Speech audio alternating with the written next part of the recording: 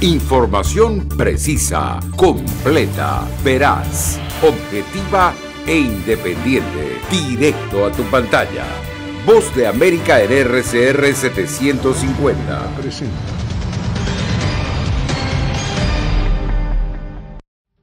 Desde la OEA, el presidente de Colombia propone un nuevo proyecto democrático para América Latina.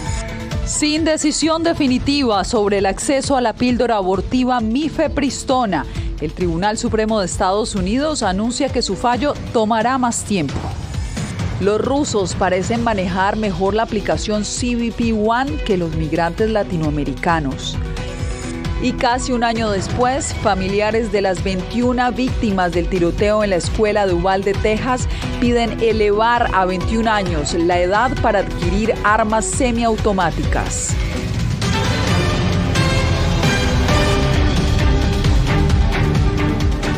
¿Qué tal? Bienvenidos desde Washington. Comienza El Mundo al Día. Soy Yasmín López.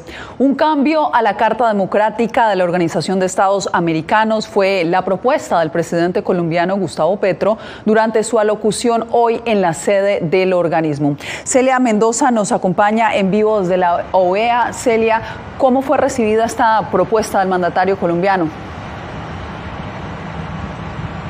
Yasmín, pudimos observar a algunos de los miembros de este grupo no estar del todo de acuerdo, sin embargo, aplaudieron durante el discurso, ya que él se refirió a puntos importantes para algunos de ellos, en especial el tema de mantener una democracia y liderar desde la región la nueva estructura democrática. Mantener e incluir a otros miembros es algo importante que mencionó durante este discurso. A las afueras de este lugar, algunos colombianos curiosos aseguraban que ven con cautela no solamente la visita, pero también las propuestas que ha venido a hacer el mandatario colombiano. Buenas tardes. El presidente de Colombia llegó a la Organización de los Estados Americanos con un objetivo claro: cero sanciones y mucha democracia y paz. Presentar una nueva propuesta regional que incluye cambios profundos, inclusive en este mismo ente regional. Yo les propongo rehacer la Carta Democrática. Y en el camino de rehacer la Carta Democrática, arreglar nuestras cuentas. Indudablemente no solo yo fui víctima de una ruptura de esa carta cuando se me quitaron mis derechos políticos. Los gobiernos del continente suscribieron en 2001 la Carta Democrática Interamericana para comprometerse a mantener la democracia como forma de gobierno. Petro abogó por un regreso de Venezuela al sistema interamericano de derechos humanos, al que abandonó ante las reiteradas denuncias de violaciones sistemáticas. Un pacto democrático. Claro que sí me interesa y lo estoy luchando, que Venezuela reingrese al sistema interamericano de derechos humanos. Claro que deberíamos conversarlo con Cuba, que nunca estuvo. También se refirió a Perú, por lo que el representante alterno de esa nación salió de la sala en señal de protesta. Pero no miramos Perú, entonces. ¿No hay allí un presidente preso sin sentencia judicial, sin sus derechos políticos, es decir, en contravía de la Carta Democrática? Sin embargo, Petro encontró apoyo regional por algunos miembros de la OEA, como el embajador de Honduras, Roberto Quesada. Un presidente como Gustavo Petro, ¿no? Que tiene una visión de los pueblos, de la integración de los pueblos latinoamericanos para el desarrollo, es muy importante para la OEA, ¿no? Durante esta jornada, Petro también se reunió con miembros del Comité de Relaciones Exteriores del Congreso y se espera que este jueves a las 2 de la tarde, hora de Washington, se reúna con Joe Biden en la Casa Blanca, donde tocarán temas como el cambio climático, la lucha contra las drogas y también el tema de Venezuela, con esta iniciativa de menos sanciones y más democracia. Y por supuesto monitorearemos ese encuentro, Celia, gracias. Y nos quedamos en Washington, pero nos vamos a la Corte Suprema de Justicia, donde hoy se esperaba una decisión sobre el acceso a la píldora abortiva mifepristona. Jacopo Luzzi se encuentra en el lugar de la noticia. ¿Qué determinó el máximo tribunal, Jacopo? Yasmín, se esperaba una decisión de la Corte Suprema para este miércoles, pero por ahora los jueces simplemente postergaron, Yasmín, hasta el final del próximo viernes 21 de abril, la fecha límite para decidir sobre el acceso a esta píldora abortiva llamada, como tú dijiste, mifepristona o píldora del día después, que se usa en más de la mitad de los abortos en Estados Unidos. Por ahora las mujeres tendrán temporalmente un acceso a esta píldora. La Casa Blanca dijo que está preparada para cualquier escenario. Lo que está en juego no podría ser más alto y vamos a seguir luchando. Ese es el compromiso que ha hecho este presidente y esta administración. Y vamos a seguir protegiendo los derechos reproductivos de las mujeres. Eso es algo que hemos dicho desde que surgió una decisión dudosa el pasado verano en junio. La breve orden no pronostica, Yasmín, cómo los jueces eventualmente fallarán en el caso si mantener esta píldora o restringirla, y fue emitida por el juez Samuel Alito, el mismo juez que había mantenido la semana pasada el bloqueo a la decisión de un juez federal de Texas sobre restringir esta píldora del día después, y que había puesto también la fecha límite para el final de este miércoles. Recordamos que la píldora ha estado en circulación por más de 20 años, es utilizada en 60 países y la Administración de Drogas y Alimentos garantiza su seguridad. Por lo menos hasta el viernes, Jacopo, entonces no hay restricciones y el acceso a la píldora permanece como ha estado, de la misma manera que ha estado durante los últimos 20 años. Gracias.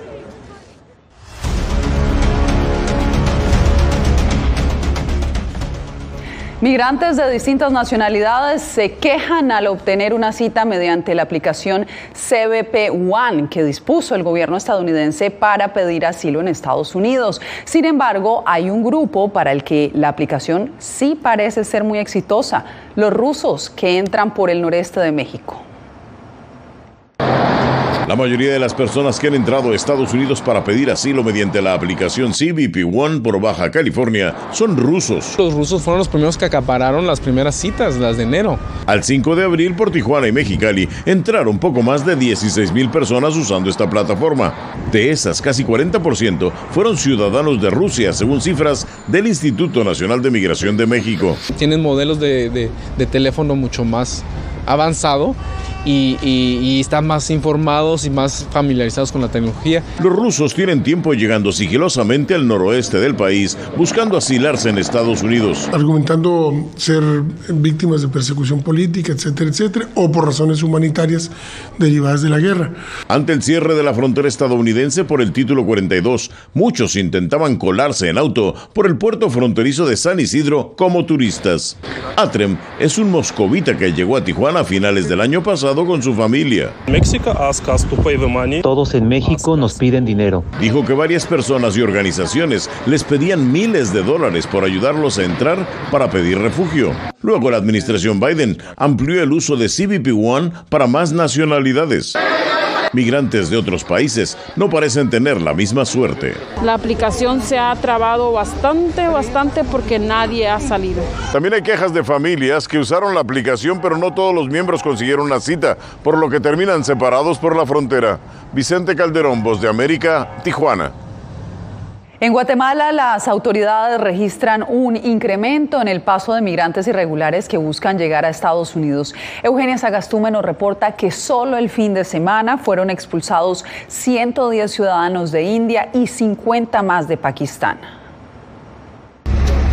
Los migrantes irregulares que transitan por Guatemala para llegar a Estados Unidos son cada vez más diversos. En la última expulsión eran 110 provenientes de India y 50 de Pakistán, quienes permanecían en un hotel de San Marcos, ya muy cerca de la frontera con México. Al ser localizados y determinar que no tenían documentos, fueron enviados de regreso a la frontera con Honduras, por la cual habían ingresado.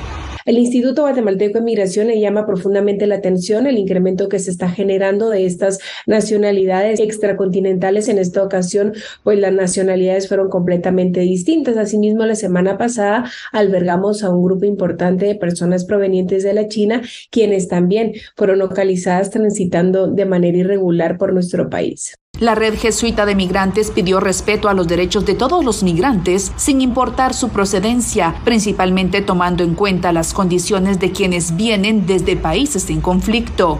Que la necesidad de emigrar también corresponda probablemente a un tema de mejoras económicas, pero también puede ser a una situación de peligro. También estamos a favor de una migración regulada, ordenada, pero que sea de fácil acceso para cualquier persona. En estos casos fue necesario buscar a un traductor para explicarles el proceso migratorio que enfrentan antes de ser expulsados de Guatemala.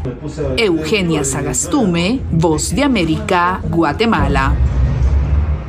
Familiares de las víctimas del tiroteo en una escuela primaria de Uvalde, Texas, testificaron a favor de un proyecto de ley que busca aumentar la edad requerida para adquirir armas semiautomáticas. Opositores a la propuesta también dejaron oír su voz. Laura Sepúlveda nos informa. Por más de 8 horas esperaron familias de las víctimas del tiroteo en una escuela en Uvalde que dejó 21 personas muertas para testificar ante el Congreso de Texas. Tess no tuvo la opción de vida o muerte, pero usted como líder tiene la opción de definir cómo será recordada la vida de mi hija. ¿Habrá muerto en vano o su vida salvará a otro niño? No quiero que usted tenga que identificar el cuerpo de su hijo por cómo fue vestido ese día a la escuela. Sus pensamientos y oraciones son inútiles, a menos que hayan pensado y orado por una legislación que pueda ayudar a cambiar esto. Es solo una de esas heridas que mami no puede quitar con un beso. Un joven de 18 años compró de manera legal la AR-15 con la cual perpetró la masacre. Ahora buscan evitar incidentes similares con un proyecto de ley para aumentar a 21 años la edad mínima para adquirir armas semiautomáticas. No habría podido comprar legalmente esa arma si este proyecto de ley hubiera sido legalizado. El proyecto, que aún está en la etapa de audiencias, ha sido refutado por quienes defienden el porte, argumentando que el problema no es el arma. El 62% de los asesinatos con armas de fuego son con armas de mano. Solo el 4,4% son con fusiles. Nuestros militares tienen entre 18 y 20 años en su mayor parte, y si evitamos que entren al ejército a los 18 años, este país estaría en grandes problemas. Y sí, estos hombres y mujeres que luchan por su libertad están diciendo que son lo suficientemente maduros. Más de 50 personas se inscribieron para testificar en el proyecto de ley 2744 y se espera que haya nuevas audiencias. Laura Sepúlveda, Voz de América, Austin, Texas. Este miércoles, el secretario de Defensa de Estados Unidos, Lloyd Austin, dijo sentirse seguro de que Turquía admitirá a Suecia en la OTAN antes de que la alianza celebre su cumbre en julio. La oferta de Suecia para unirse a la OTAN sigue estancada por la oposición de Turquía y Hungría, incluso semanas después de que ambas naciones aprobaran finalmente la solicitud de Finlandia. Recordemos que Suecia y su vecina Finlandia solicitaron conjuntamente la membresía en la OTAN en mayo del 2022, abandonando décadas de no alineamiento tras la invasión rusa de Ucrania.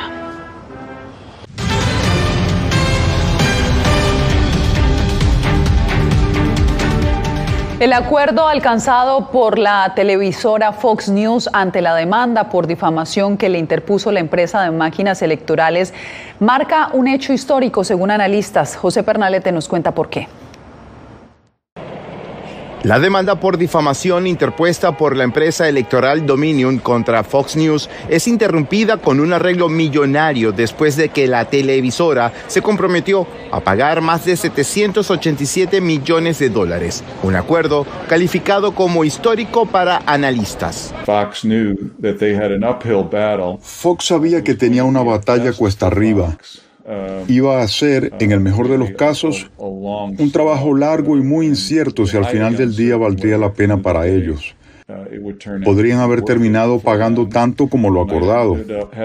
El arreglo representa un paso significativo hacia lo que puede ser considerado como descrédito contra Fox News. La cadena resolvió el litigio de manera amistosa y evitó poner en el banquillo del jurado a periodistas del canal atestiguando sobre argumentos de presunto fraude electoral en 2020. Dominion también quiere que Fox se sincere y le diga a la gente que se equivocaron en lo que hicieron después del día de las elecciones. Las ramificaciones también podrían significar mucho para la ley de difamación en este país.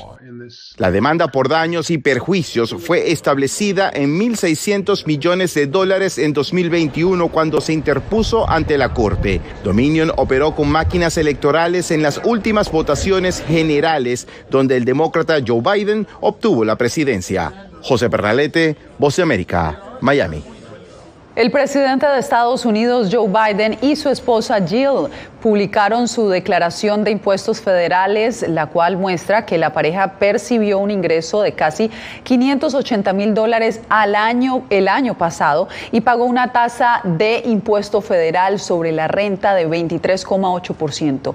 La declaración muestra una reducción en sus ingresos respecto al 2021, cuando declararon $610,702. Los Biden también donaron a organizaciones benéficas unos $20,000. Mujeres migrantes latinas ahora contarán con servicio gratuito de mamografía y atención para el cáncer de seno en Washington, D.C. Diva Lizeth Cash con la información. Había escuchado que necesitaba uno, al cumplir los 40 años, hacerse la mamografía, pero habían pasado 2 años porque el costo era mucho, era elevado de $300 a $400. 3.300 mujeres hispanas murieron a causa del cáncer de seno en Estados Unidos en el año 2019, según los Centros para el Control y Prevención de Enfermedades. La Universidad Georgetown recientemente inauguró el Centro de Prevención de Cáncer Ralph Lauren, que con la ayuda de organizaciones comunitarias identifican en el área metropolitana de Washington y Maryland a mujeres como María del Carmen, ofreciendo prevención y diagnóstico gratis. Muchas personas tienen miedo de ir a un hospital, especialmente cuando escuchan sobre el cáncer. Piensan que va a ser demasiado caro, que no van a recibir la atención adecuada, que el sistema los va a dejar en una situación peor que cuando entraron. Eso conduce a peores condiciones de salud. Sabemos que los números de nuestra comunidad con cáncer ha crecido por las barreras que enfrenta, especialmente la barrera del idioma, la barrera de no financieramente de no tener cómo acceder a sus exámenes. Para algunos médicos, el tabú sobre la técnica del mamograma hace más difícil la detención del cáncer de mama entre las latinas. Que duele mucho, que es muy molesto, que es incómodo. 40% de nosotras las mujeres ya tenemos el tejido denso y no se sabe exactamente si lo tenemos o no. El nuevo centro también trabajará en reducir las disparidades de atención sobre otros tipos de cáncer. Además, planea abrir 5 sedes en otras ciudades con una inversión de $25 millones. Con cáncer de próstata, cáncer colorectal y cáncer de pulmón, no solamente para las mujeres, pero también lo queremos hacer para los hombres. Diva Lizeth Cash, Voz de América, Washington.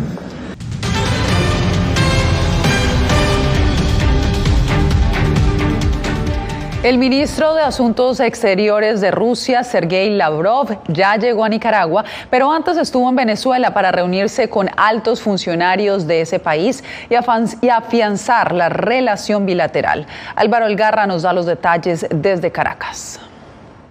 Venezuela y Rusia prevén ampliar los acuerdos de cooperación en materia energética, de inversiones, comercio y finanzas, entre otras áreas, declaró este martes el canciller de Rusia, Sergei Lavrov, durante su gira por países aliados en Latinoamérica. Y vamos continuando los objetivos concordados con nuestros líderes que están realizando a través de diferentes mecanismos de nuestra cooperación. El canciller de Venezuela, Iván Gil, afirmó que ambas naciones comparten el principio de la igualdad y respeto como vía para alcanzar el equilibrio en el mundo nuevo que se está desarrollando. Más de 300 acuerdos hemos firmado, hemos suscrito entre ambas naciones. El aspecto energético, que es muy importante, el aspecto financiero, los aspectos de interconexión aérea y marítima. El internacionalista Félix Arellano cataloga la visita de Lavrov como desafortunada para la región, debido a que pareciera que los países donde realiza su gira son fichas en el juego geopolítico internacional. Rusia le está diciendo al mundo: la conquista genera derechos, en consecuencia cualquier país en desarrollo puede ser conquistado. Es una pésima señal que un país en desarrollo apoye una tesis de esa naturaleza. Desde 1999, ambos países han fortalecido sus relaciones y Moscú respaldó a Maduro durante la crisis política que ha enfrentado durante la década que lleva en el poder. Álvaro Algarra, Voz de América, Caracas. Nicaragua celebra hoy el Día Nacional de la Paz. Así declaró el gobierno de Daniel Ortega el 19 de abril. Queda aprobado la ley que declara el 19 de abril Día Nacional de la Paz. Así quedó decretado en Nicaragua el Día Nacional de la Paz, luego que el Parlamento, controlado por el oficialismo y sus aliados, aprobaron la ley que pretende lograr la reconciliación del país. Lograr una paz duradera y definitiva ha sido el anhelo de las y los nicaragüenses desde nuestros antepasados hasta nuestros días. Sin embargo, no todos los sectores respaldan la iniciativa del oficialismo. Los familiares de las víctimas de la violencia consideran que la aprobación de esta legislatura busca borrar la memoria de los nicaragüenses que murieron a partir del 19 de abril del año 2018, cuando en el país estalló el conflicto sociopolítico. Ante todo, no puede haber una ley de paz sobre tanta sangre derramada. No puede haber paz sin habernos entregado nuestra justicia. Hablaban de paz y mataban a los chavalos, hablaban de paz y secuestraban a la gente. Así mismo están haciendo ahora entonces. Alexander Álvarez, quien fue integrante del grupo de expertos en derechos humanos de la ONU, resalta que la paz no se ha logrado alcanzar en el país centroamericano. Es una violación sistemática y generalizada de los derechos humanos desde el inicio de la crisis del 2018. Mientras el oficialismo celebra el Día Nacional de la Paz, los familiares de las víctimas honran la memoria de sus seres queridos con esperanza de un día recibir justicia. Donaldo Hernández, Voz de América.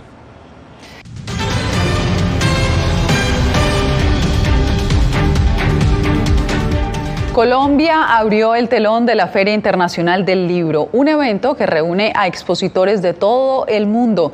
Jair Díaz nos reporta desde Bogotá, sede de la feria que este año tiene a México como nación invitada. Considerado como uno de los eventos culturales más importantes del mundo hispano, la Feria Internacional del Libro recibirá en Bogotá escritores de 25 países y más de 500 invitados internacionales. A disfrutar de los cientos de eventos culturales, pero vengan sobre todo a comprar libros, a honrar el trabajo de los escritores y escritoras. En la versión número 35 del certamen, México es el invitado de honor este año, uno de los países que lidera la industria en América Latina. El pabellón de México tiene 40.000 libros, una muestra gastronómica, una sección de artesanías. Es un pabellón, les va a gustar mucho. La delegación mexicana somos un centenar, entre escritores, traductores, editores, autores de otras casas editoriales, etc. Son 15 días con más de 1.800 eventos de programación literaria, cultural y académica que reúne a todos los autores de la Academia del Libro.